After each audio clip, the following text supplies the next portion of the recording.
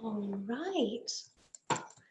Hello, everybody. Welcome to today's live class. My name is Amber, and I'm your teacher today for this grammar review class. While we wait just a few minutes for everybody to join the class, what I'd like you to do is write your name and where you're from in the chat box. Now, if this is your very first time in a live class, welcome. It's wonderful to have you here. The chat box is located just at the bottom of your screen. So I'd love to hear from you. Tell me your name, where you're from, how your day has been.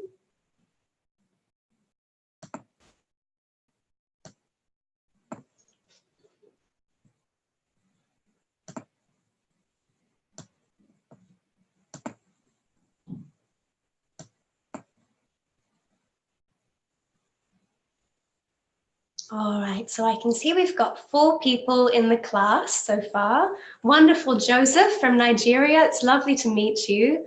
Oh, it's 5 a.m. That's very early. I'm honored that you would wake up to join this class. It's great to have you here. And Margaret Jane Lim from the Philippines, welcome. It's really nice to meet you. And we have Sue from Canada, who's originally from India. Oh, that's a really interesting journey to move to those countries. I've had a really good day as well, although it's pretty cold in Melbourne at the moment. That's where I'm based. That's where I'm teaching from today. But originally I'm from England, so I am used to much colder weather over there. I'm lucky to have slightly warmer weather in Melbourne. All right. And I can also see we have a student called Victor in the class, so welcome to Victor. All right, it's nearly 3:05, so let's get started. What I'm going to do first of all is share my screen with you, so you'll be able to see the presentation on my laptop. So I'll just press the buttons here.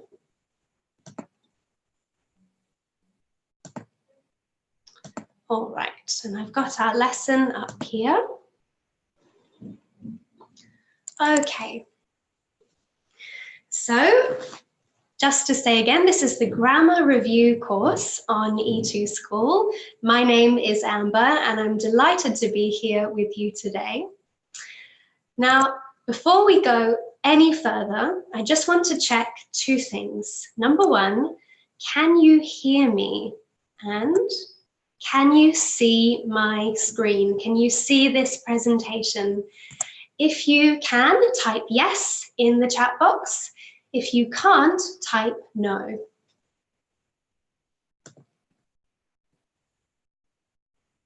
Great. Oh, thank you, Sue. That's very kind. Great. Okay, excellent. It's audible, the screen's visible, you can see me. Okay, that's a really good start to the lesson. It's very important that we have those 2 things covered.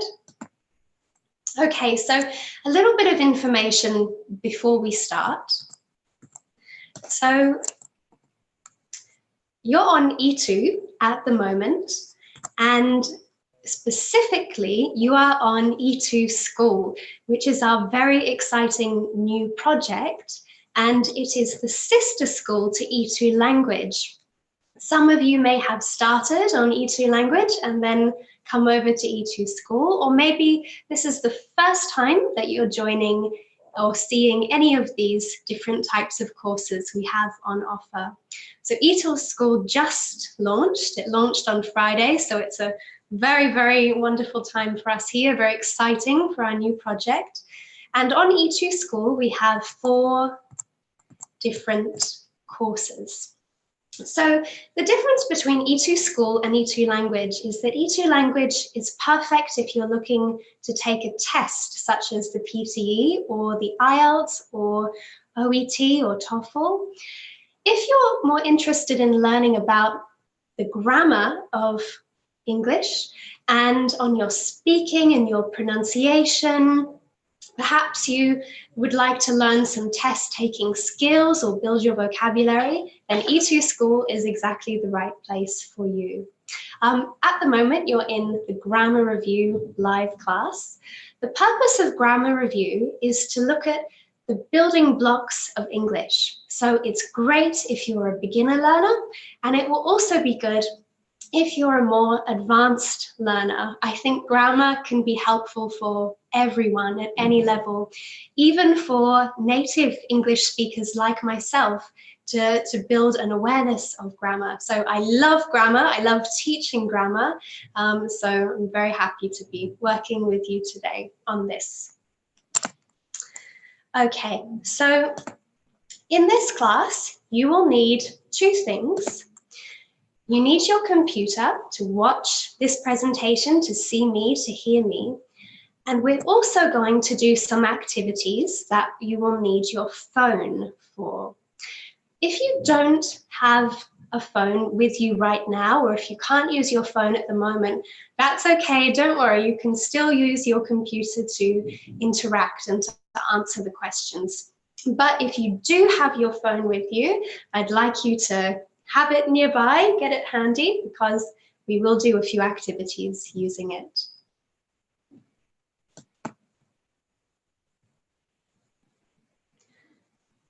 All right. Yes, Menti can work on the computer, but it's the best way to view Menti is it's an interactive tool. So when you use the chat box, it's like a conversation between you and me. Only I can see what you write. The other students in the class can't see. The difference is that with Menti, everybody can see everyone's answers, and it's a really nice way to see what other students are saying. It can work on your desktop if you open a new tab, but it won't look quite the same. The best way is if you use your phone and then you view my screen, because my screen will display all of the answers. But we'll get more into that later. I would suggest that you either use your phone or the chat box on your computer rather than a separate website. All right, so let's have a little look at this. Now, if this is your first live class, I just wanted to go through some of the buttons and how we use them. So you can talk to me in two different ways. The first way is the chat box, and that's a great place to write your answers to the activities we will do together. The way to ask me questions is through the Q&A feature, and it uses this icon. So that's what it will look like at the bottom of your screen. So you can type your questions there. Now, I love questions. Please ask me questions at any point during this lesson. If you don't understand, if you would like me to repeat something or give more information. If your question is relevant to the activity or the topic, I will answer it straight away. If you have a different grammar question, maybe about a different grammar point, or maybe something about E2 School or E2 language, I'll write down your question and I will answer it at the end of the lesson. Okay, so briefly, what is Grammar Review? Well, this is Grammar Review. Now, in each live class, we're going to be looking at a different part of English, so the different parts of speech. So the green circle at the top is for adjectives. Then we're going to look at prepositions, P for purple. After that, it's pronouns, so that's in the light blue. Then that will be adverbs the week after. Then we're going to look at articles together, followed by nouns and then verbs. The great thing is that there's no strict structure to this grammar review course. So you can join at any time, you can drop in and watch the lesson, and you don't need to have seen the lesson before for it to make sense, for you to understand. So if you feel like you want more practice on your prepositions or your verbs, come during those weeks, or if you'd prefer to focus on adjectives or adverbs, then you can join during those lessons. So it's a great course to pick and choose what is the most helpful thing for you. So what are we going to learn today? What are we going to learn together? Well, we're going to start with adjectives. Now, in today's class, we're going to focus on two things. Adjectives themselves, what are they, when to use them, how to use them. And then we're also going to look at something really cool, something that I really love about adjectives, which is the correct order of adjectives. Now, in today's lesson, I'm going to take you through the meaning of adjectives.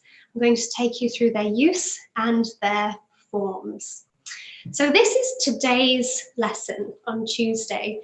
Grammar Review has a live class on Tuesday and Thursday.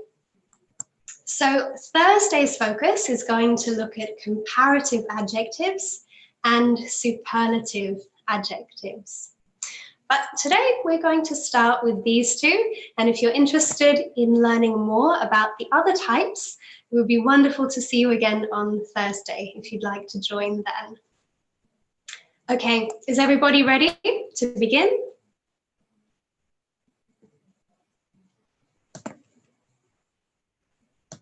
Yes, great, yes. All right, let's go.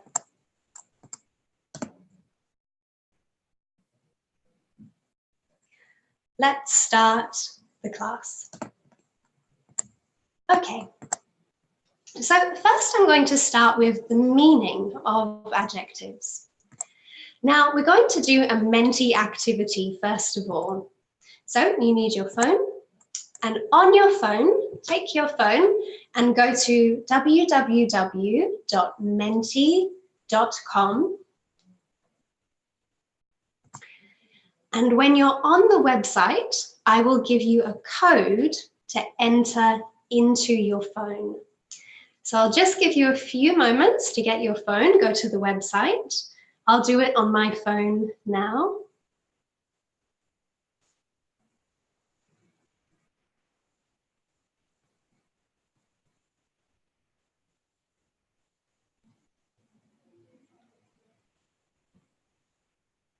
Okay, great.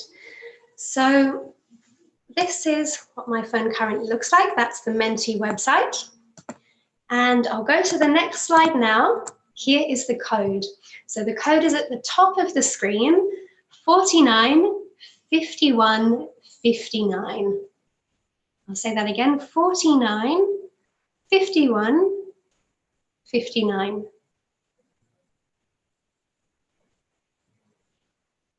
So what I would like you to do is write some examples of adjectives. They can be any words you can think of, any type of adjective you know. So an example would be the word tall. I'll write some as well so you can see what will happen. When you type a word, it will pop up on this shared computer screen. So that's how we will be able to see everybody's answers. If you are not able to use your phone, you can type your answer in the chat box. I will see your answer and then I can type it into Menti so that it pops up for everyone to see. So I'm going to type a few words, a few adjectives.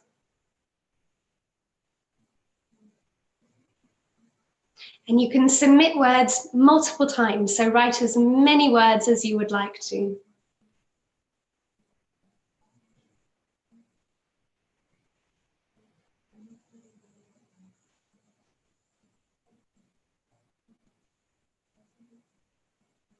Okay, we'll just wait a few moments and they should pop up in just a second.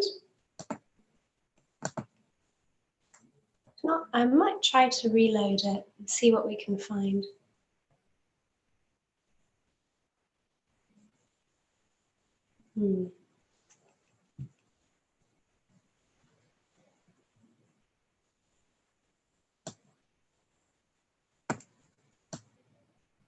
Oh, fantastic. I can see quite a few have popped up all at once.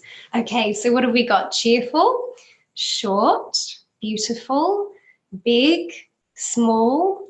Oh, quite a few people have written short. When the words get bigger, that means more people have written on them. Long, more or less. Yes, very good. That's a special type of adjective. High, happy, tall, and tool. Oh, interesting. Now, when a tool is actually a noun. Tools are things we use to do something with. So, for example, a pen is a tool I use to write.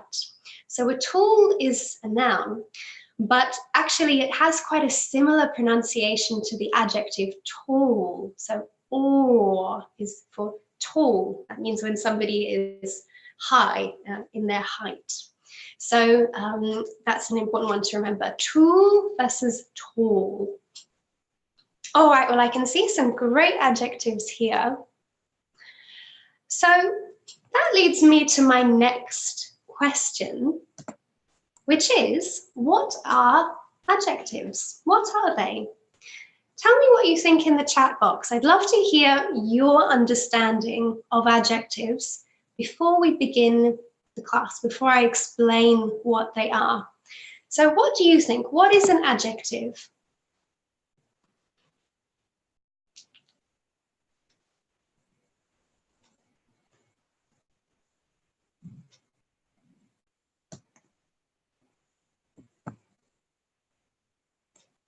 When do we use an adjective in a sentence? What does it usually go before or after? Ah, great, Sue. Yes, that's a really good definition. Adjectives are words to make something special or different. So in a way, by adding an adjective, we change the meaning of the word. We add more information about the word. Yeah, that's a great great idea you have there.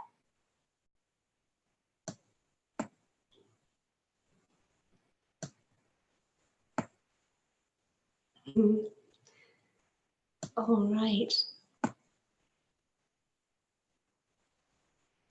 So my definition of an adjective is actually very simple, very, very short. And it is that adjectives describe people, places, and things. So a synonym, another word for describe, is modify. So they add more information, or they change or increase our understanding of someone or something.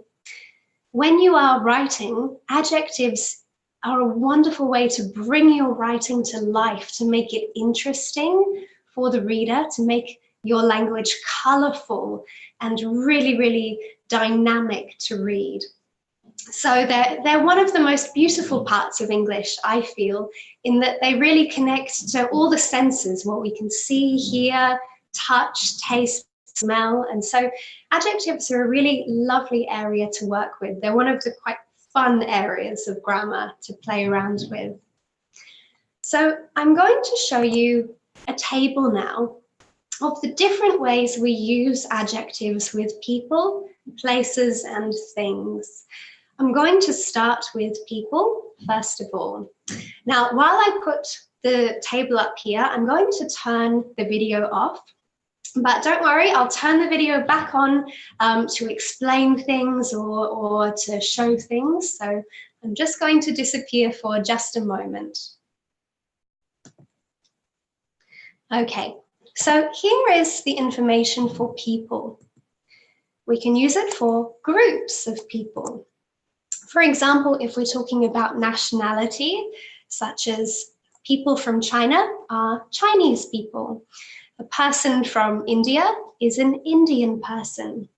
We can also use it to talk about religion, such as Buddhism or Christianity, and we use it for gender, so female people or male people.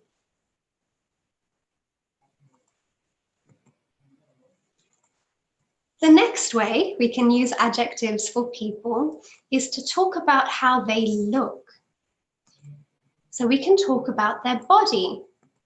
Are they short, tall, large, slim, old, or young?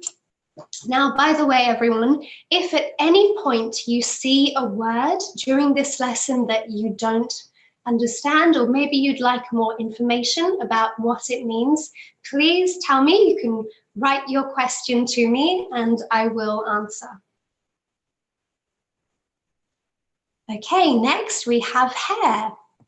So we can use it to describe the color of hair. So black, blonde, brown, brunette, red. And we can also use it to describe the length of hair. So for these adjectives, we can have long hair, medium hair, short hair. You can have curly hair or straight hair. The word for in between straight and curly, does anybody know this word? It's when it's just a little bit curly. It starts with a W. Can anyone guess this word? Yes, exactly. Thank you, Sue. Wavy hair, that's the word that we use. Just a little thing about the vocabulary. Brown and brunette mean the same thing. Interestingly, we can say both. I have brown hair or I have brunette hair. I'm a brunette. But we don't use the word yellow. So we can't say I have yellow hair. We just say I have blonde hair or I'm a blonde. All right, let's keep going. Eyes. So here are some colors: blue, brown, green, hazel. What color eyes do you have? I'd love to hear. Write in the chat box. Tell me what color eyes you guys have.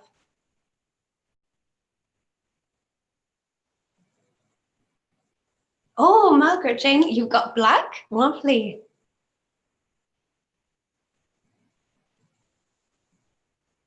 Black as well. Great, thank you, Joseph.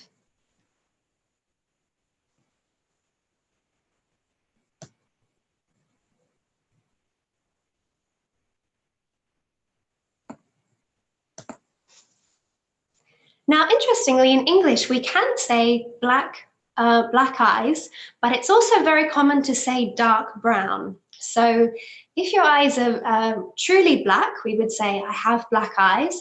But if they're a very dark shade of brown, it's actually more common to say dark brown. I have dark brown eyes. Okay, let's keep going. So next we have looks. So this is when you can describe how somebody looks. So here are some synonyms. We have attractive and beautiful, they're synonyms, and handsome. These all mean a positive look. You have a positive response to the look. It's more common to use handsome for men and beautiful for women.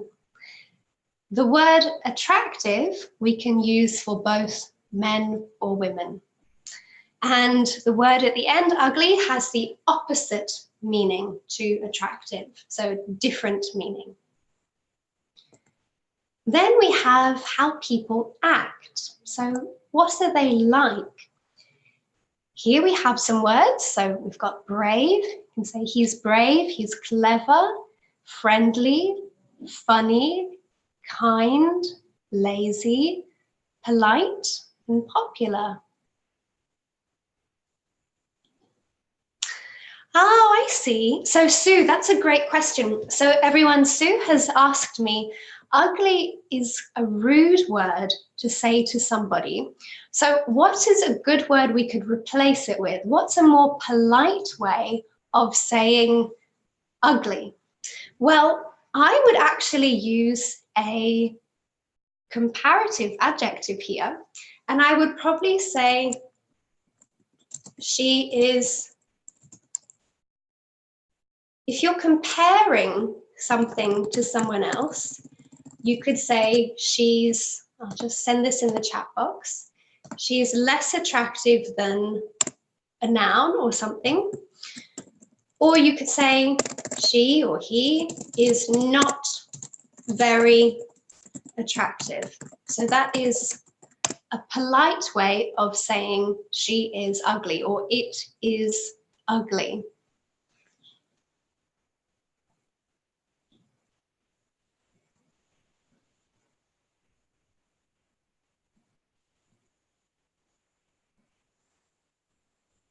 All right. And then the last category we have here is feelings. So here are some examples: angry, bored, excited, happy, scared, tired, upset, and sleepy. So these are the emotions that we feel, how we feel during the day. Act is the type of person we are, our character. Feelings is our emotions. All right, everyone, before I move on, does anybody have any more questions about these different types of categories for people? If you do, let me know in the chat box.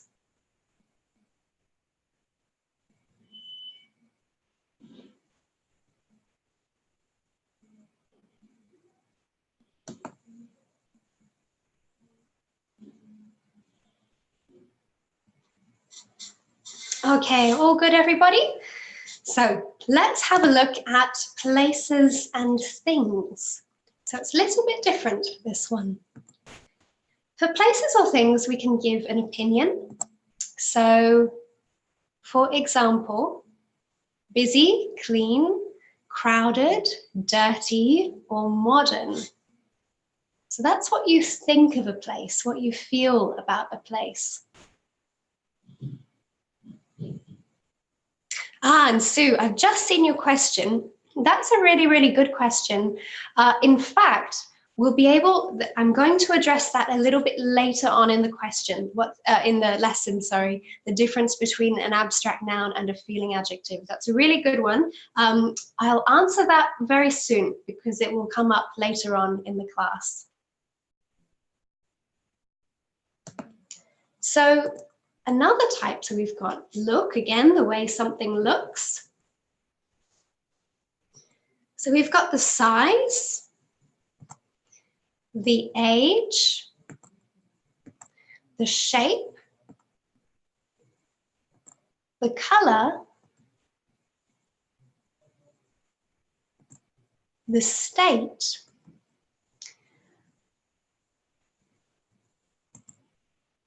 and then we have weather.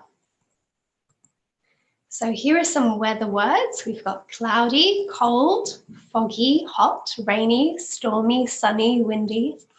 Tell me in the chat box, what is it like where you're from at the moment? What is it like in your city? In Melbourne, it's a little bit cold and a little bit sunny too.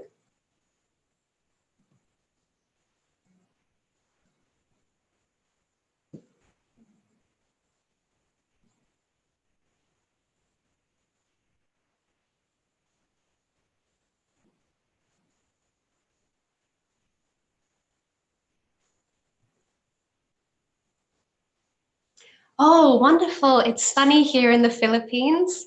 Oh, I'm very jealous of the warm weather. Ah, of course, and it's dark in Edmonton. Right, right. What time of day is it in Edmonton at the moment? Right, and Joseph, you, of course, because it's 5 a.m., it would be hard to see in the early hours of the day.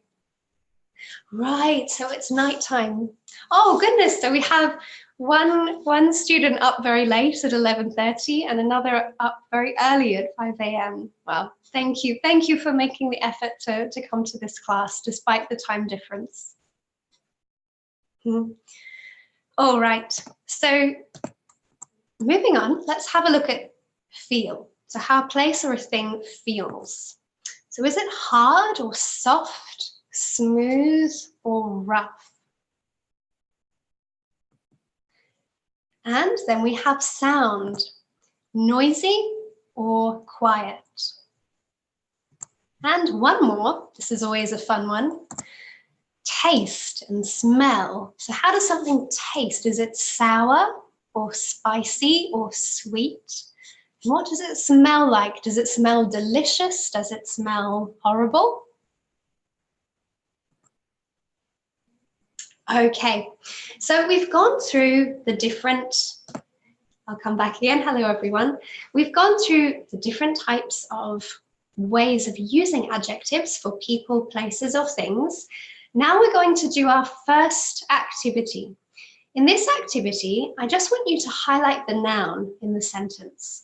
So it's got a short time limit, just 45 seconds, but if everyone finishes earlier than that, we'll go through the answers when you're ready. I'll set the clock in a moment. Okay, so just choose the, oh, and I think, hang on, I've just looked in the chat box. Sue, you are very quick. All right, I better start the clock quickly. Okay, everybody, when you're ready, your time starts now. Oops, hang on, I'll just go back.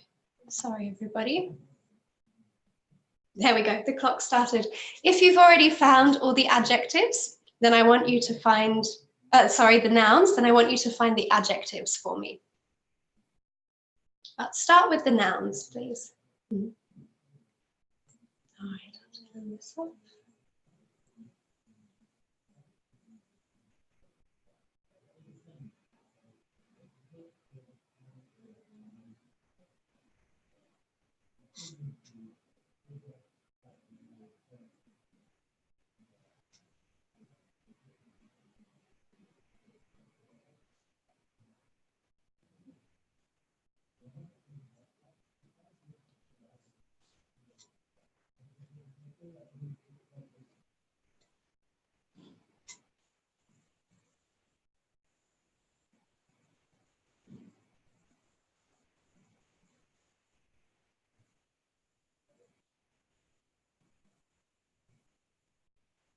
Okay, everyone, great. I can see that you've all got the correct answers, which is lovely. Ah, so interesting question. Is orange? Yes, you're actually right. Yes, good work, everybody. So orange is actually a trick one here. So we'll go through the answers together. So old is the first adjective, an old car, and car is the noun here. So an old car. So old is modifying the noun car. It's giving us more information about the car. Next, we have Summer loves American music. So music here is the noun. American is the adjective. And this time it's telling us which country the music is from. Now, in our last one, we have orange and skirt. So skirt is the noun here, and orange is the adjective. Orange can also be a noun, but when orange is a noun, it's the fruit that we eat. So exactly the same spelling, but when it's the fruit, it's the noun, and when it's the color, it's the adjective. Okay, great work, everybody. Well done. So here are the nouns highlighted. Car, music, skirt. Okay, now what we're going to do is look at how to use adjectives in a sentence. All right, so there are two rules, two different places adjectives can go. So first of all, adjectives can go before a noun. Joe has an old car. Joe has an old car. Now, these adjectives have a very special grammar name. You don't need to remember this name. It's just a term we use to describe them. But we call these attributive adjectives when they go before a noun. The second type or rule is when adjectives go after a linking verb. For example, Joe's car is old. So here is the linking verb, car is the noun, and Old is the adjective. Now, these adjectives have a special name, and we call them predicate adjectives. So predicate adjectives come after the verb. Now, don't worry, you don't need to remember these two names, attributive and predicate, but the main thing to remember is that there are two rules. Some adjectives go before, or they can go after. And what I'd like to do next is go through some of the linking verbs that we can use. So we have the different senses here. We have smell. So we can say, it smells delicious. So delicious is the adjective, smell is the linking verb. In this case, it's coffee. Coffee smells delicious, especially early in the morning. Okay, next we have taste. Yes, I agree, Sue. I love to drink coffee, and in Melbourne, we are very lucky. There are many different coffee shops here. I think Melbourne is quite famous for its coffee. Ah, Joseph, to you it tastes bitter. Interesting. Do you find that if you add sugar, it improves the taste, or still don't like it?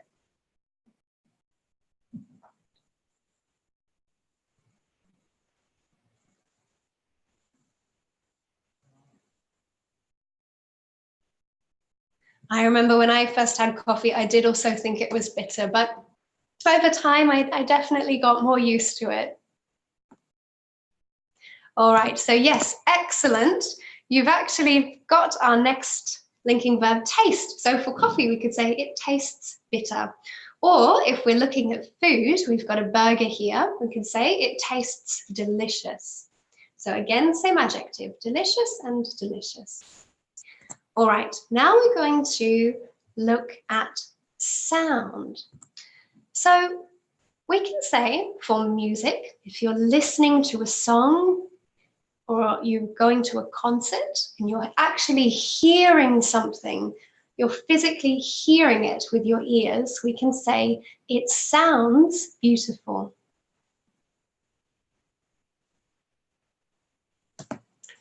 Next, we have feel. So feel is touch. So for example, if you're patting a cat, you could say, she feels so soft, if it's a female cat, of course. We could also say it feels so soft, if you don't know the gender of the animal. All right, next we have look. It looks old. So look here is when we use our eyes, when we're seeing. So based on the appearance of something, you're using your eyes to see that it is old. You can see the evidence that it is old. Joseph, this is a good question. What's the difference between noise and sound? Well, I'll pop the video back on to explain this. So sound can be used as a noun or a verb. It sounds beautiful, or, oh, I hear a strange sound, like that. Noise is, noise in that exact form is just a noun, but we can say noisy in the form of an adjective.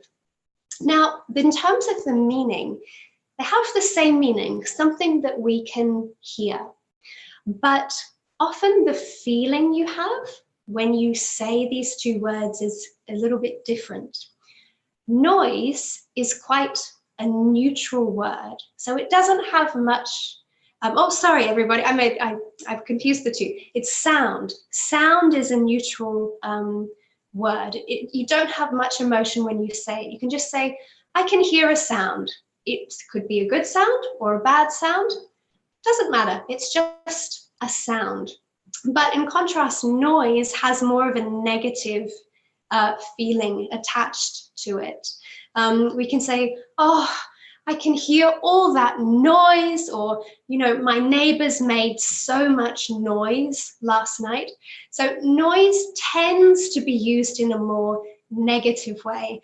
I think that's why we have also transformed it into the adjective of noisy, which it tends to be. Noisy is like sound that is quite overwhelming. You don't enjoy something that's very noisy. For example, when I taught in a high school, in a classroom with younger teenagers, they were very noisy all the time, and the noise was overwhelming in a way. Or you could say, for example, if you're at a restaurant, you could say, oh, it's so noisy in here, I can't hear you, or there's so much noise. So that's the difference. Noise can be a bit more negative, whereas sound has a very neutral meaning to it, if that helps. I hope that answers your question. Joseph, yes, we can say it sounds noisy. That's great. Yeah, we can say the restaurant sounds noisy. Yeah, no problem for that. Echo. Now, Sue, you've asked a good question. Is echo an adjective? First of all, before I explain that, I'll just describe briefly what an echo is. So for example, if you are in a special room, maybe a cave or some particular types of buildings or spaces, if you say something, you will hear it repeated around you. So I'll pretend and show you here. If I were to say, hello, an echo would be, hello, hello, hello, hello, hello, hello, like that. It would go around the room. So that's an echo. Now I said an echo, which means an echo is a noun. The adjective form is echoey. So you would say the room is echoey, like that. The verb form is it's echoing. So we have the verb, it's echoing. My voice is echoing. You have the noun, an echo, or echoey as an adjective. All right, so let's keep going with our linking verbs. So here we have be. Now be is probably the most common linking verb. So we have the different forms in the present tense. Am is are, in the past tense was were.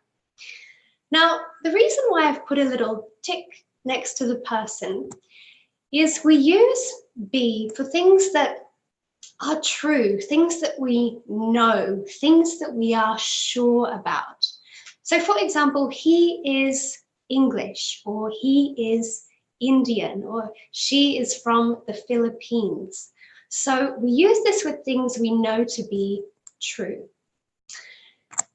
The other two types of linking verbs are appear and seem. And we use these with things if we think it's true, but we're not totally sure. We don't know 100%. We don't know absolutely. I'm going to give you some examples of this in a moment, but often we use it when we're describing other people.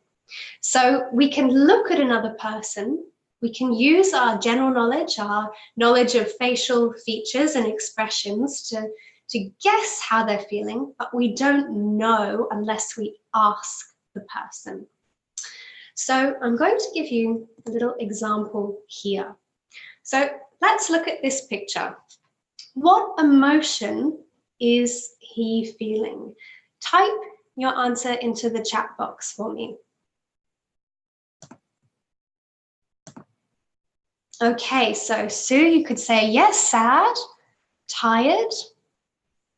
What are some other adjectives we could use here? Worried. Oh, I like that one. Depressed. Yep, very good.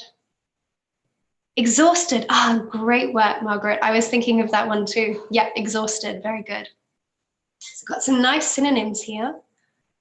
Yeah, so we've got a few options.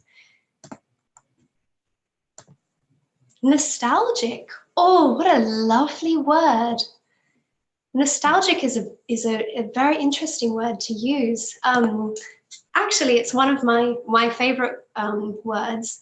In case that you haven't seen this word before, nostalgic means when you miss something about the past, but it's a very sweet missing. We often use the adjective bittersweet to describe missing something. It could be a time in the past, a place, a person, especially, and I think maybe Sue, in your experience moving from India to Canada, you could feel nostalgic about things from India, things from back home. So that's a lovely word. It could be nostalgic. And Joseph, you've added stressed. Yes, it could be stressed.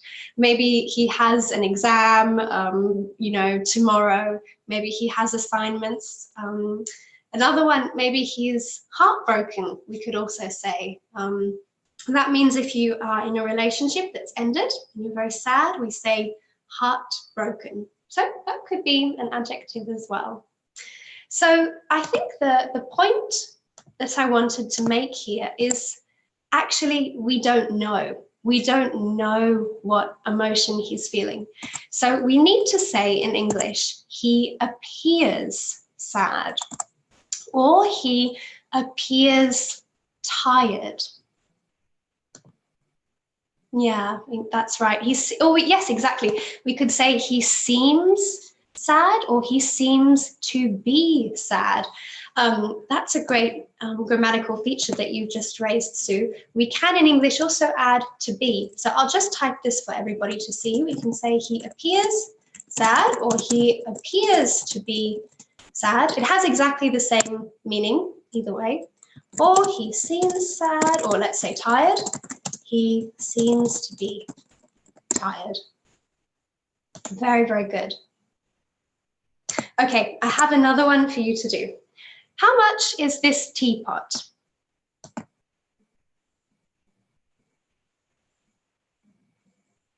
Joseph, that's a great question. Let me answer it just after this activity. I'll write it down, because you're right, they have very, very similar spelling, these two words. Oh, okay. All right, Sue, let's take it. So Sue, what do you not understand? What would you like me to repeat?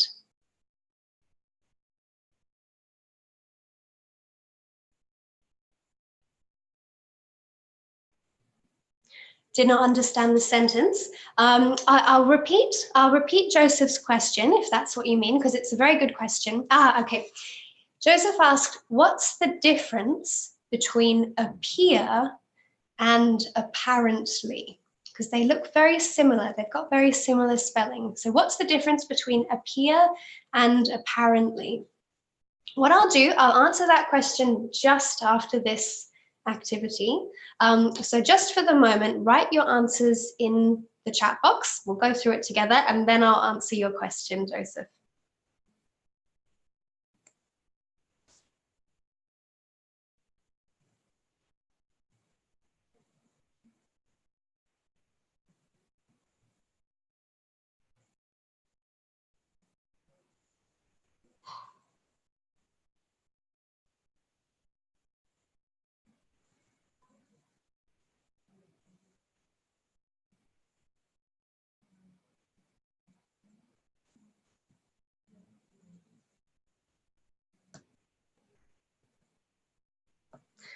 So Sue, this is a good question. How much is this? What does that mean? It means what is the price of this object? What do you think? How much do you think this teapot would cost? $10 or $50?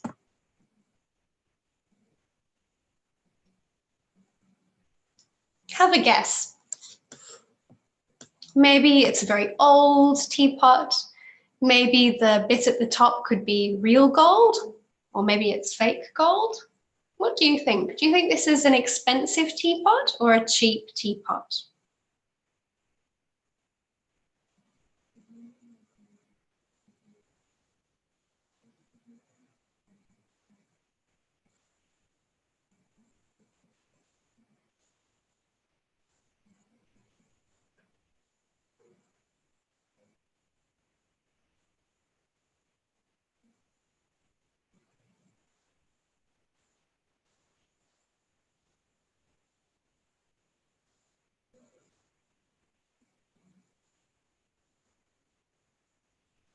Oh, good guess, Joseph. Yeah, could cost 50.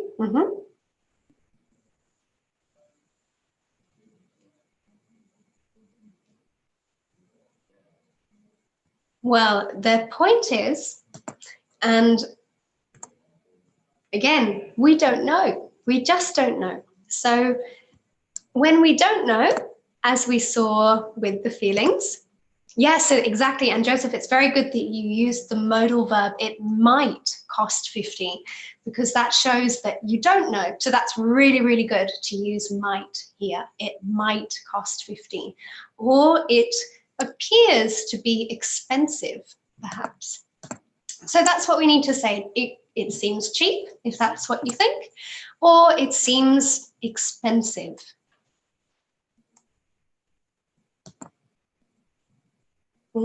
Yeah. So yes.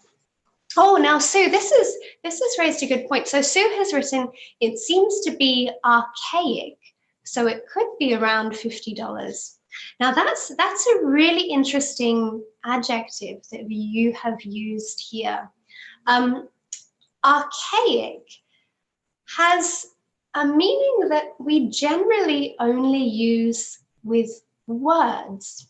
So we tend to describe language as archaic, and for objects we say antique.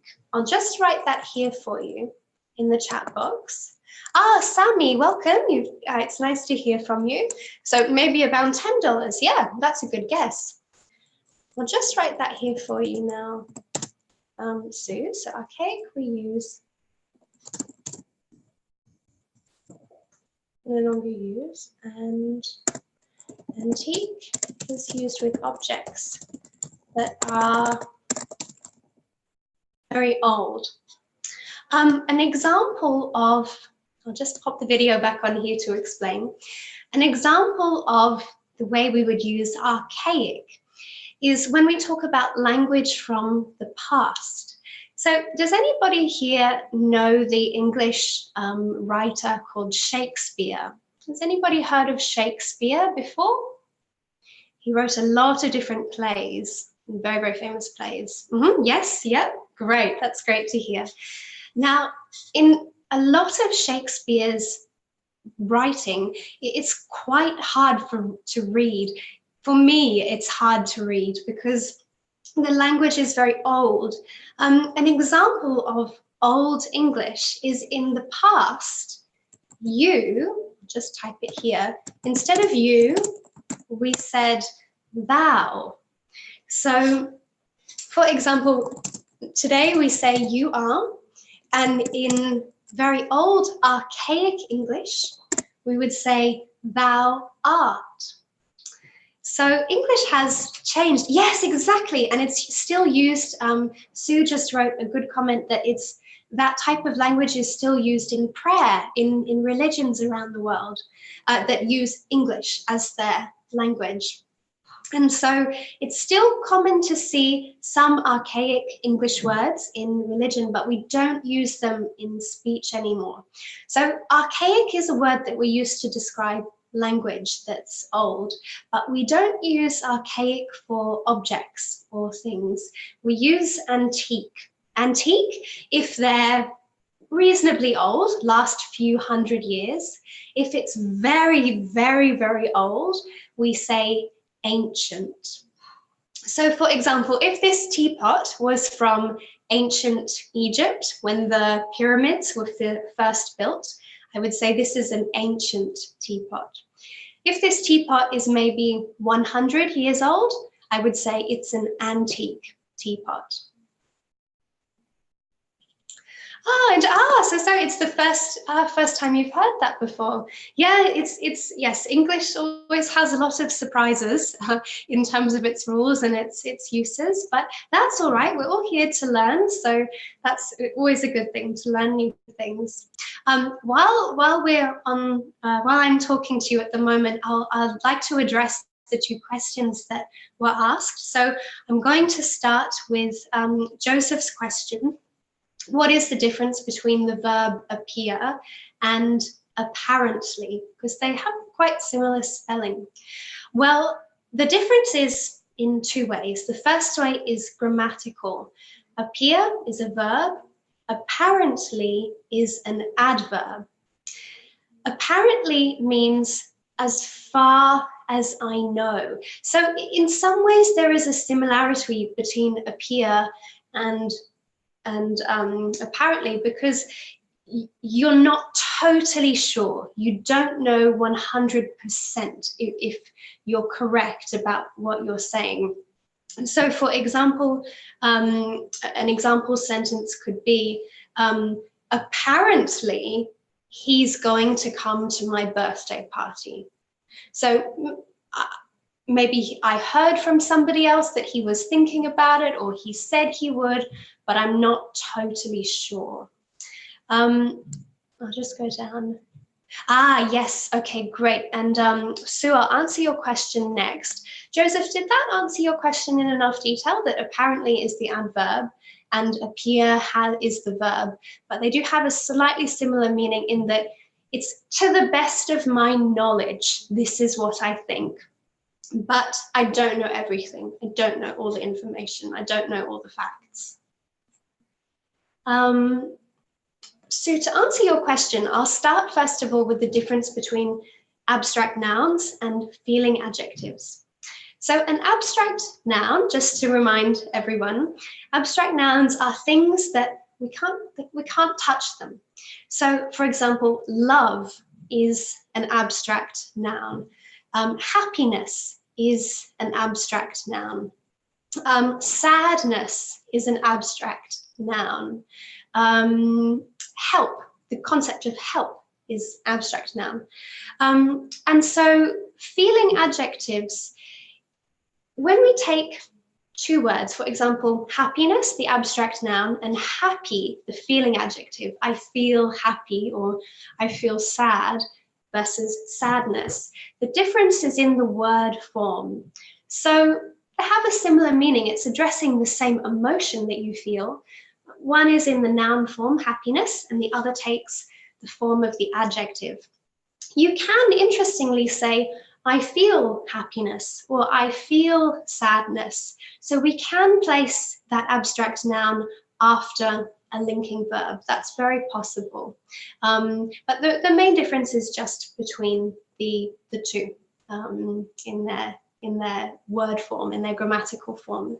As for your other question, inquiry and inquiry, I love that question, but I might just, for time purposes, I'm going to save that question to the end of the class, and let's have a chat about it then together. Is that okay?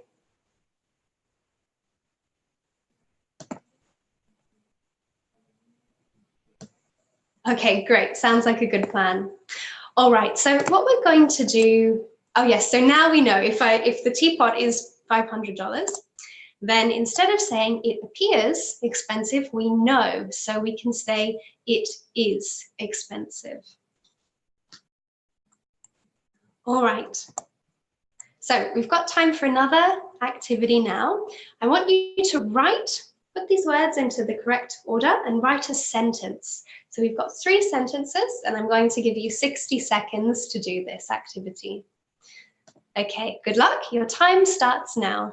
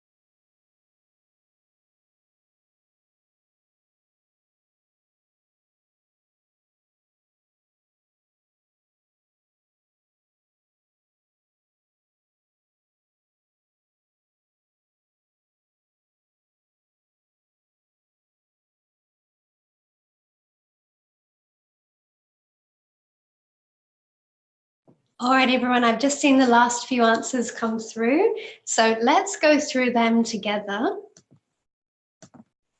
Okay, first of all, she ate a delicious cake. And many of you got this one quite perfectly correct, so well done. Sylvia looks beautiful. And Grandpa George is friendly. So you can see here we've got the two different types. The first one, she ate a delicious cake. The adjective is before the noun, cake, which is the noun, delicious cake. And for the last two, Sylvia looks beautiful and Grandpa George is friendly. Looks and is are both linking verbs. And the adjective has come after the linking verb. All right, now we're going to move on to the order of adjectives, one of the most tricky but fun parts of English. So I'm going to show you a picture. Here we have a scarf. I'm going to show you two sentences, and I want you to choose the sentence that sounds better to you. A sentence that sounds better, okay? Here are the two sentences. I bought a beautiful, long, red woolen scarf. Or, I bought a woolen, red, long, beautiful scarf. Which one do you think? The first one, let's call that A, or the second one, B. A or B? Which one do you like more? Which one sounds better to you? B, okay, great. Thank you, Margaret.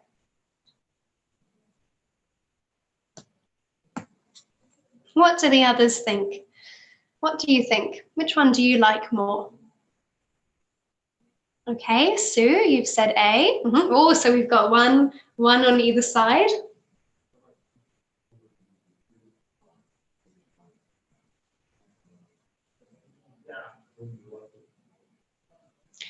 All right, well,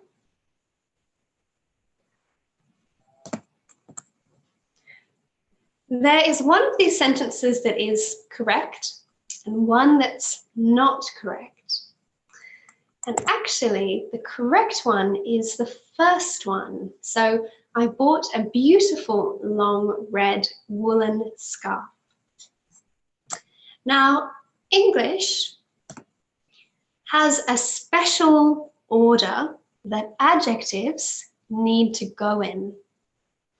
So we start here, we can put words like a or an, and then on the very right of the table, we have the noun. So I'm going to go through some examples with you and show you.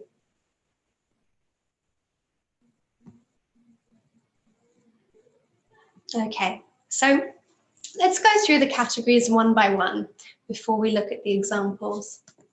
Okay, so the first adjective that goes in this special order is an opinion or an observation. So opinion is something good or bad that you think. So it's a judgment. You're making a judgment about something. An opinion always, yes, you did, Sue. Very good instinct, you got it. An opinion is always carries some kind of feeling to it. It's either you like something or you dislike something. In contrast, an observation is more neutral. It could be good or bad, either way. It's just something that you see, that you notice, that you observe about a situation. So some examples of good opinions are positive words like beautiful. A negative opinion is ugly. Now, for an observation, that could be something like even the cost of something, expensive maybe. I mean, for some people, expensive is a good thing. For other people, it's a bad thing. But it's more of a neutral word. It doesn't have so much feeling to it. Another example of an observation is the adjective unusual. So unusual means different. For some people, unusual could be a good meaning. For others, it could be a bad meaning. And for others, it could be more neutral. So opinion and observation is something that you notice. Yeah, strange, exactly. Strange is, thank you, Sue. It's another example of an adjective that is an opinion or an observation. Next in line, number 2, is size. Now, within the heading of size, some sizes have to come before other sizes. So the size words that must come first are words that deal with the length of something and the height of something. So for length, we could say long. For height, we could say tall. The next type of size category is width and depth. Width is, let me see if I can find something here on my table to demonstrate. Okay, I have a little mouse here. The width, let's start with the depth. This bit here is the depth, how deep something is. This measurement here is the width, how wide something is. So for these adjectives, we could say it is wide or it is deep. But the length and the height must come first. So for example, if I'm talking about a swimming pool, I have to say it's a long, deep swimming pool. I cannot say it's a deep, long swimming pool. And with these rules, it's interesting because to native English speakers, it feels very uncomfortable when we hear the adjectives in the wrong order. So it's almost like an instinct to put them in this particular order. Unfortunately, that does mean if you're learning English, you will have to learn this order. But a little tip that I can give you is when we've looked through all these examples together, as almost a little bit of homework, I want you to go and make a very long sentence using all the different types of adjectives and make it a sentence about you, about your life, or about something that you will remember. And then if you learn that sentence, that can be a good way to help you remember the order of these adjectives. Okay, so moving on, we have shape. Shape is, for example, a circle, circular, or let's see, how can I do this with my fingers? Square, there we go, a square. Well, that's more like a rectangle, actually. That's a square. Or, for example, this shape is an oval shape. So the shape is the geometrical form that something takes. Other physical qualities can be things like weight or something on the body, for example, tattoos. So it's anything else that is about the physical appearance of an object or a person.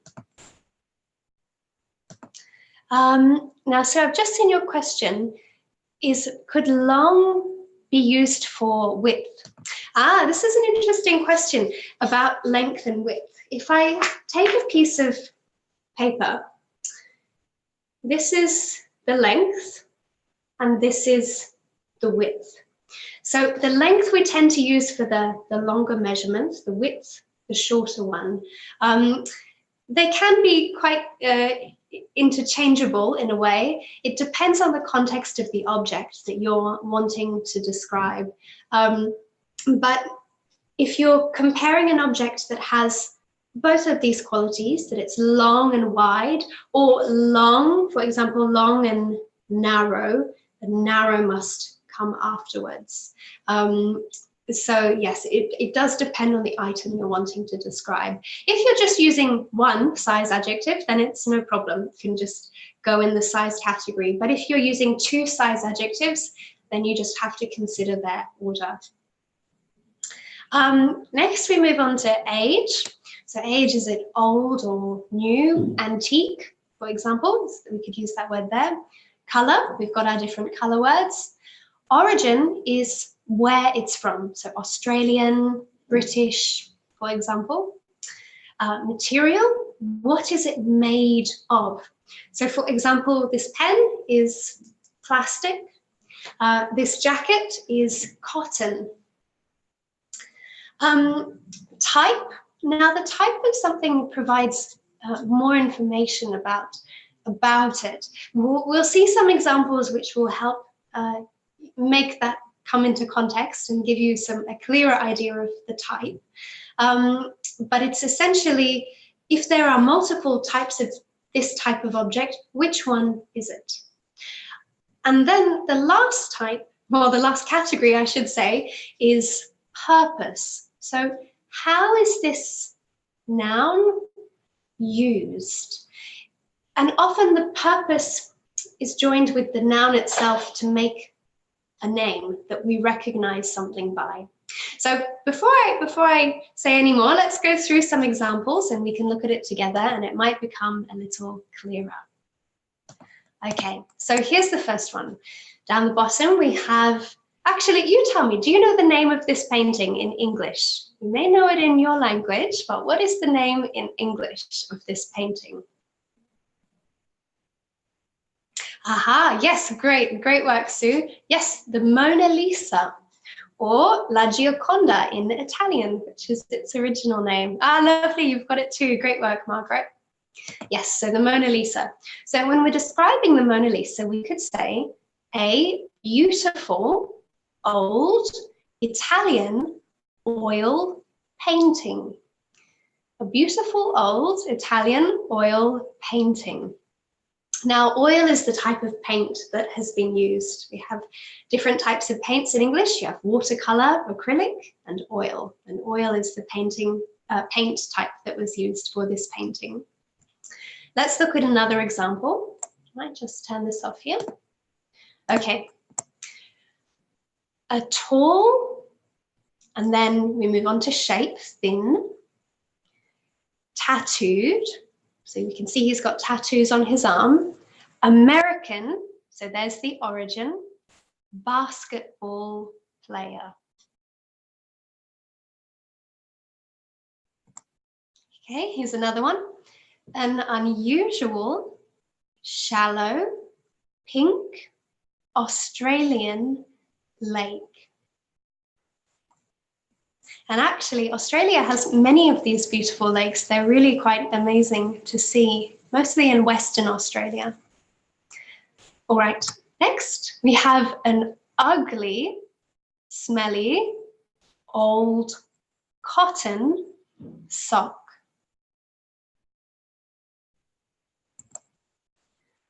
Next, a handsome, big, fat, grey, British, short hair cat.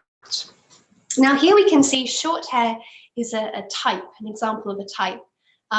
Some cats we say are long-haired cats, they've got long fur, or short hair cats. So it's a type of cat.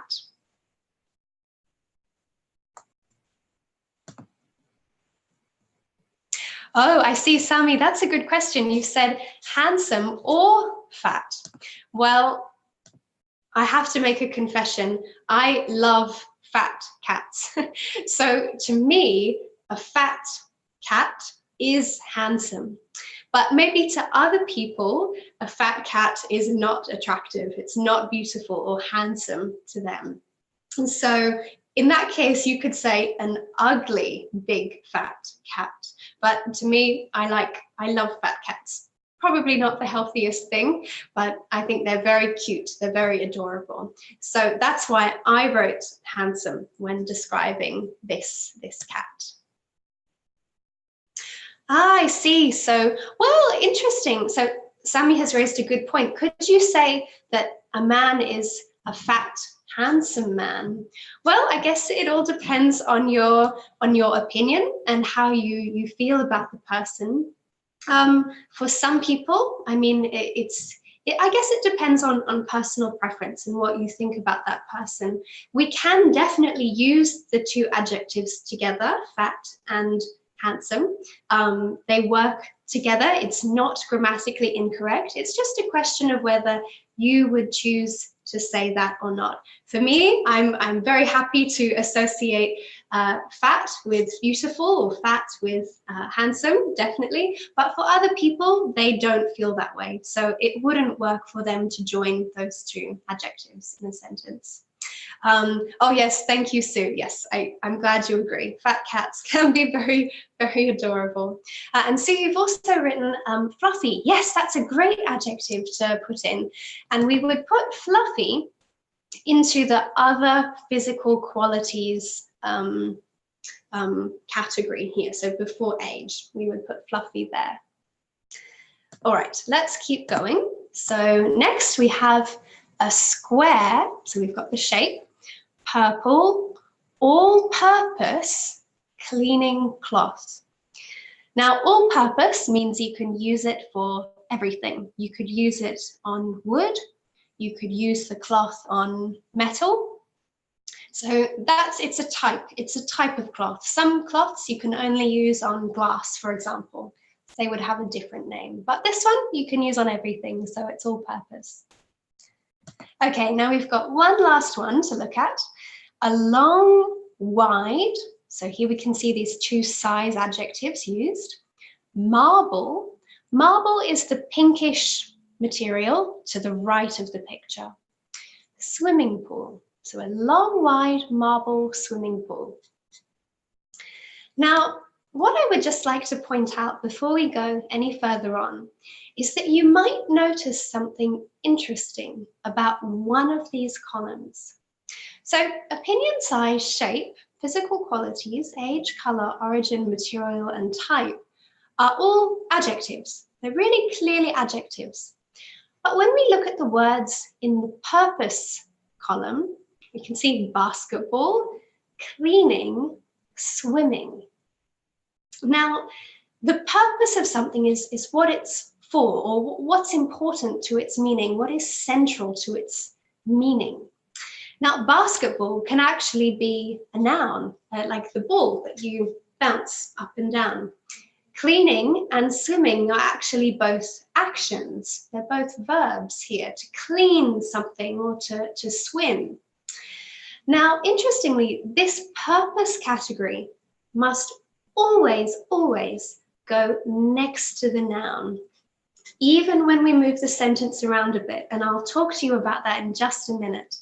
But it's important to note that when we put words in the purpose category, they're not really adjectives, they're acting as adjectives. So basketball here is a noun acting as an adjective. These have a special grammar name. We call them attributive adjectives. But that's not important to remember. It's just good to remember that in that category, they're not truly adjectives like cleaning and swimming, but when they come before the noun, they modify the noun, they give more information, which means that they act as adjectives in that sentence, in that moment. Okay, so what we're going to do now is another little activity. This one you've got 1 minute for. And I want you to change these 3 sentences and put them in the correct order. So put the adjectives in the correct order. I've got the chart down here at the bottom to help you remember, and you've got 1 minute to do this.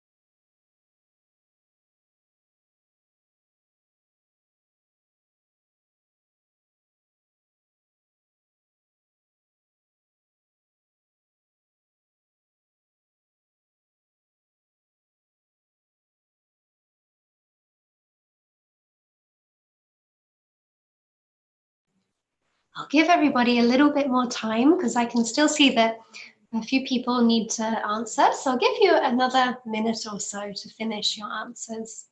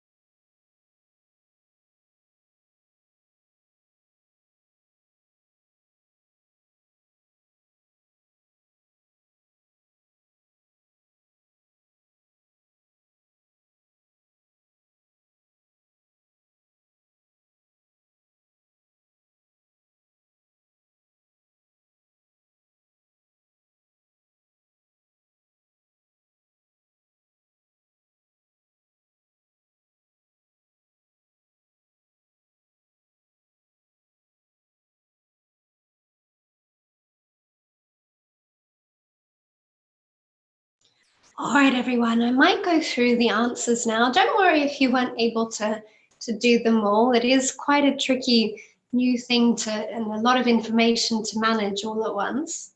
Let's go through them together. So the first one, we would say Joe gave Sylvia 10 beautiful, so that's an opinion, a positive opinion, red color roses.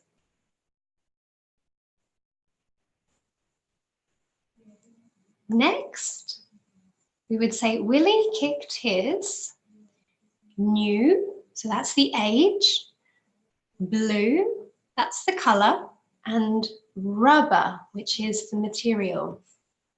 Rubber is very bouncy material. So for example, actually there is something rubber in here. We have these little cup holders here, and you can see that it's quite stretchy and bouncy. So that's rubber, that's that material.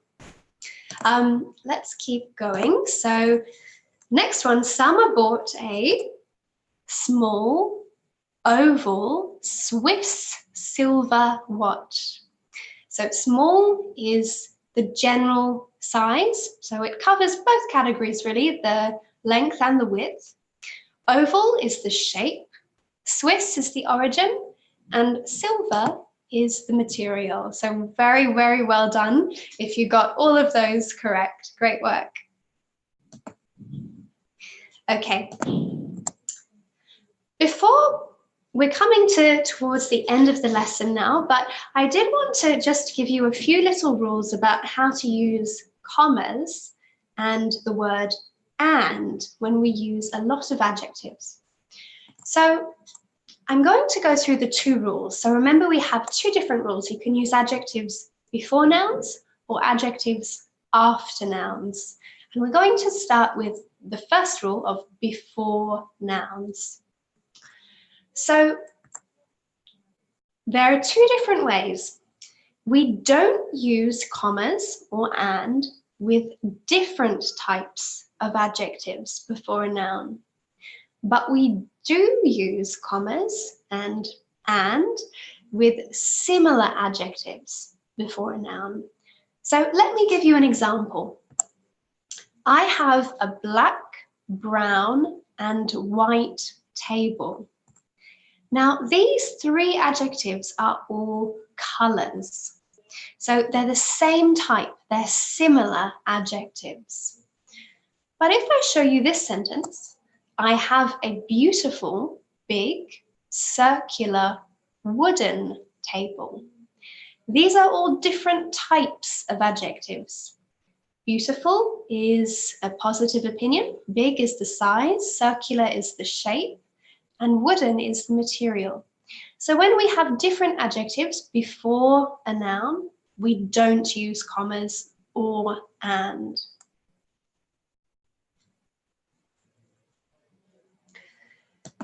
As for the second rule, when we use adjectives after nouns, or more specifically after a linking verb, okay, we do use them always when adjectives go after the noun. So we could say my coffee table is beautiful, big, circular, and wooden. My swimming pool is blue, white, and grey. So we can see here that we should always use it, even if it's the same or different types of adjectives. So the coffee table has different adjectives, beautiful, big, circular, and wooden. But the swimming pool is the same type, it's just colors, but we do need to use commas and. Now, something that I want to point out is, remember, with our special purpose adjectives, they must always, always go before the noun, so just the purpose category. For example, we couldn't say, my pool is beautiful, blue, and swimming. No, that would be an incorrect sentence. We have to say, my swimming pool is beautiful and blue. All right, now everybody, I know that that's quite a lot of information to take in. These slides will be recorded and uploaded to E2 School, so you'll be able to look at this information again. So don't worry, you'll have a copy of this to remember. Okay, now we've got our final activity for the lesson, and it's a challenge. I want you to write a sentence about this Australian bird. This bird is called a lorikeet. And I want you to see, how many adjectives can you use? How many can you do? And remember to try and put them in the correct order. I'm going to give you 1 minute, but if you need more time, that's okay. We can extend the time a little bit, but let's try for 1 minute for now. Okay, everybody ready? Let's go.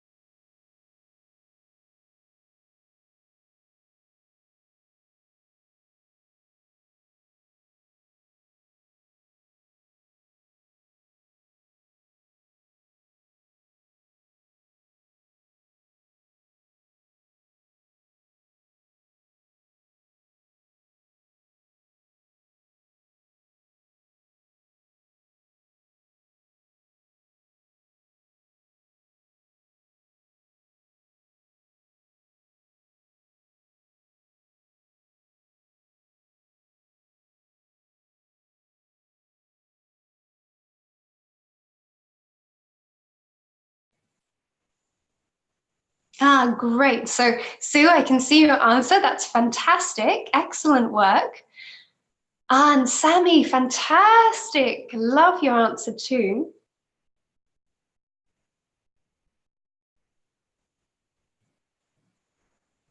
All right. I'll just wait a few more seconds.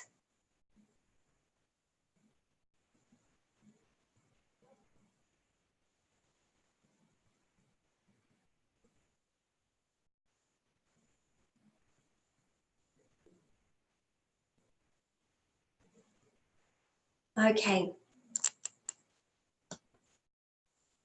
Oh, great. Yes, I agree with you, Sue. Sammy, you wrote a really nice description. Well done. There's actually, so in both of your descriptions, Sammy and Sue, there's a few tiny spelling things that I want to mention. So now for Sue, with your answer, it's not a mistake, but it's just something I want to point out. Multicolored, and this makes perfect sense seeing as you're in Canada. It's the American and Canadian spelling. And in Australian and British English, we say multicolored with, oops, I'll just type this out, with a U like that. So it's just a small difference to be aware of, but it's absolutely correct. Now, Sammy, with your one, there's one thing that it's very, very good. Most of it is correct. There's just one thing I would change about round nose. So nose is actually a noun. And to make it an adjective, we say a round-nosed bird. We just have to add a D at the end of nose to make it an adjective, a round-nosed bird. So round-nosed then becomes an adjective, but really well done. You've done a great job picking up on the other adjectives. I like your use of the word naughty.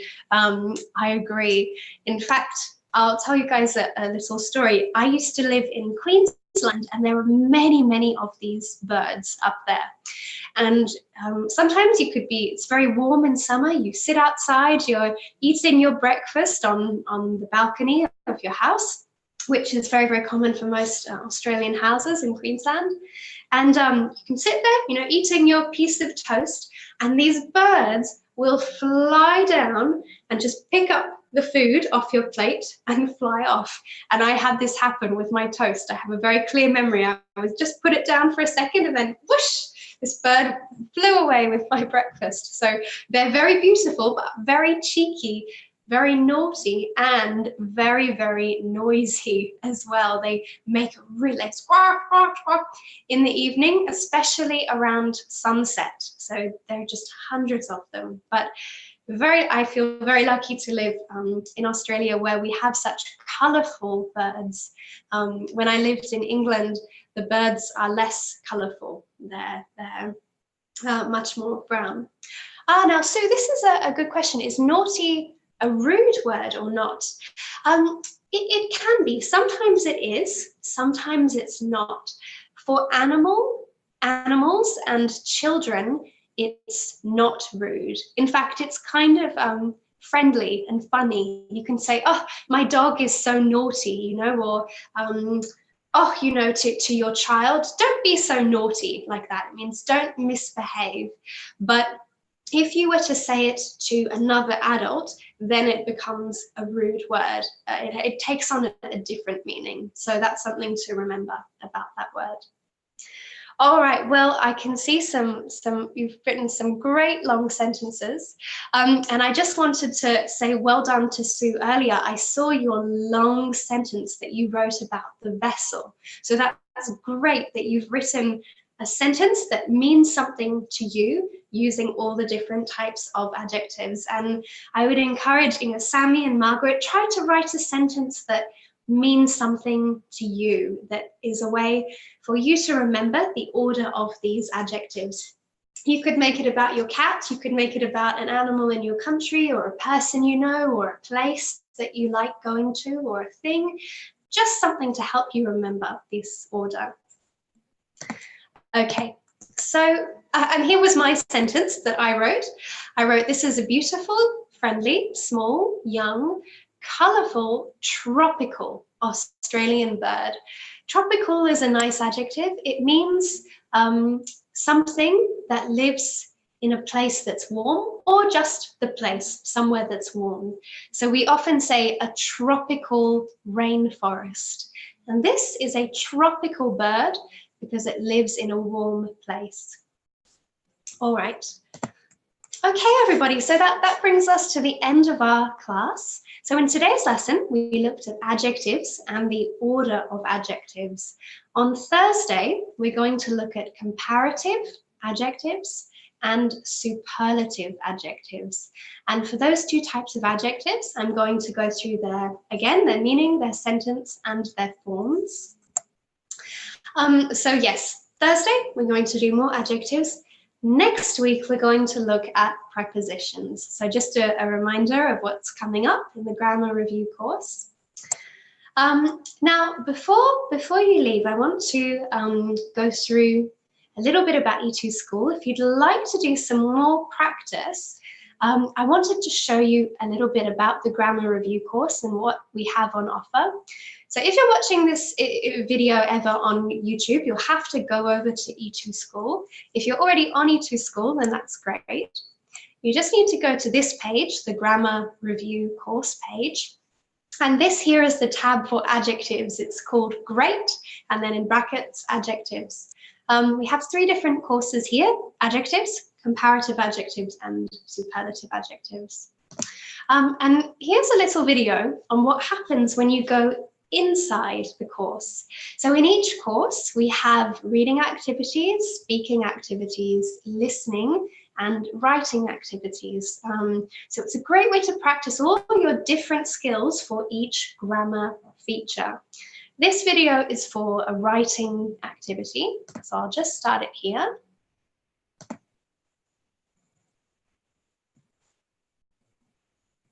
Oops, let's see if it will load. Here we go. So it will take you to a page. This, I'll just go back up a moment. This page is, oh, sorry everyone, it's a highlight the words activity for the reading. And so we'll just start again. So you can go down, and in this activity you need to find the adjectives. So you just click on them. I've clicked the final one here incorrectly, so you can see what happens when there's an incorrect answer. Expensive, cheap, small. And then I ticked the noun, cars, so you can see what happens when there's a wrong answer. And it'll come up in red or green if it's correct. So that's just an example. Then you move on to fill in the blanks. And there are many, many different types. So for each skill, like reading, writing, we have about 10 different, or sometimes up to 10, or sometimes 3, 4, but somewhere between that number of different activities for you to practice. So there's a lot of different ways you can practice on this grammar point. Okay, everybody, so first of all, I just would really like to say thank you for joining in this class with me today. It's been lovely teaching you. Thank you for your participation and your great ideas and your answers and your sentences. You've got some fantastic English that you're able to work with and produce, which is really, really impressive to see. So again, thank you for joining. And now if we have any questions, we can spend some time talking about them together. So I will, I'm just seeing some comments. I'll just have a quick look. Oh, thank you, Sami. That I really appreciate your kind feedback. I would be lovely to see you for the whole class next time. But you can definitely watch the recording of the start of the lesson. That's no problem at all. I know you will be good one day in English. It just takes practice and time.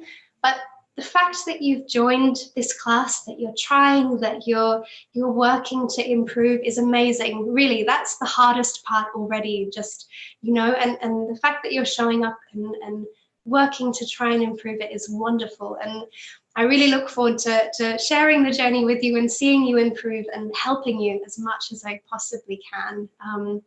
So to answer your question, some activities are locked. When will they open? In about a week and a half, 2 weeks time. We're just working on some final improvements to our website and to the different parts of the website. But I've been told that in about a week and a half, 2 weeks will be when the activities are unlocked. And Sue, thank you for your message. It's been lovely to work with you. Thank you for all your great answers, and you got so many of them correct. I think you could probably even teach me a thing or two about words and adjectives. So really great work on that. I haven't forgotten your question about inquiry and inquiry, and I'll answer that in just a moment. Margaret, thank you so much for your message. It's been lovely to meet you. Thank you for your answers, and I hope you have a really nice day in the Philippines for the rest of your day. Now, I'll just quickly go on to this slide, just briefly. So any grammar questions you can ask me now. If you do think of any more questions about E2 School or the website, on help.e2language.com, you can click on that website and it has a list of frequently asked questions to give you some information. If your question isn't there, then you can send an email to hello@e2school.com, and our wonderful duty tutors will be able to help you and assist you. Okay, so now I'm going to end this, well, actually, I won't end this presentation. I will use the screen here to answer your questions, Sue. So to everybody else, if you'd like to stay and hear this explanation, you're very welcome. Otherwise, you're absolutely fine to leave and go on with your day. And I hope to see you next time. The next class will be on Thursday at the same time. So I wish you a really lovely day. Okay, now, Sue, to answer your question. So inquiry and inquiry. So actually, they're often used in quite an interchangeable way. Inquiry is more common in American English. Inquiry is more common in British English. Now, it's important to note that with the pronunciation, the word stress is different, and I'll type it for you. So inquiry, you put the stress at the start. Inquiry, inquiry. I'll just type it here. With the British one, we put it just before the Q. Inquiry, inquiry, like that. Now, in this case, they're both nouns, but they have a verb in the same word family. In British English, the verb is to inquire. In American English, it's to inquire. Now, what I would say is that they are often used interchangeably, but they do have a very slightly different meaning. So inquiry, the E-E-N, inquiry, is a more general way to ask for something. So for example, if I have a letter or a parcel that I need to send overseas, I go to the post office and I say to the staff, I say, excuse me, I have an inquiry about sending my parcel. Can you help me? So that's what we say. I have an inquiry. It's generally, it's you have something, or she has an inquiry. Can you help her? In contrast, inquiry, so I-N, we tend to use this word more for formal investigations. So for example, you will often hear this word in the context of police. So for example, the police started an inquiry into so-and-so, or into the crime, for example. That's the specific meaning for each of the two, but many native speakers mix them up and use them interchangeably. But if you are interested in the slightly different meanings, then inquiry is more general, a way of asking for something, and inquiry is a more official investigation. So I hope, did that answer your question?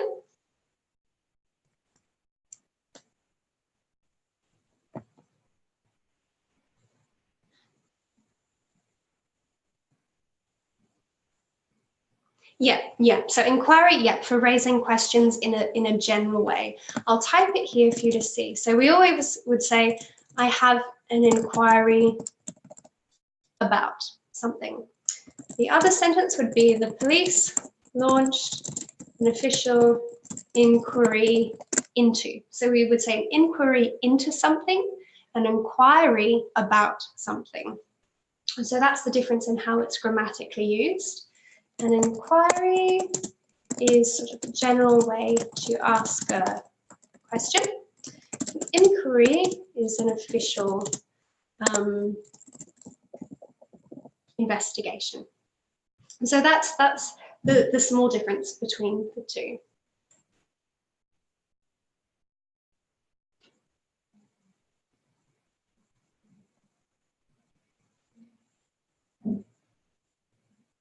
Great, okay, lovely.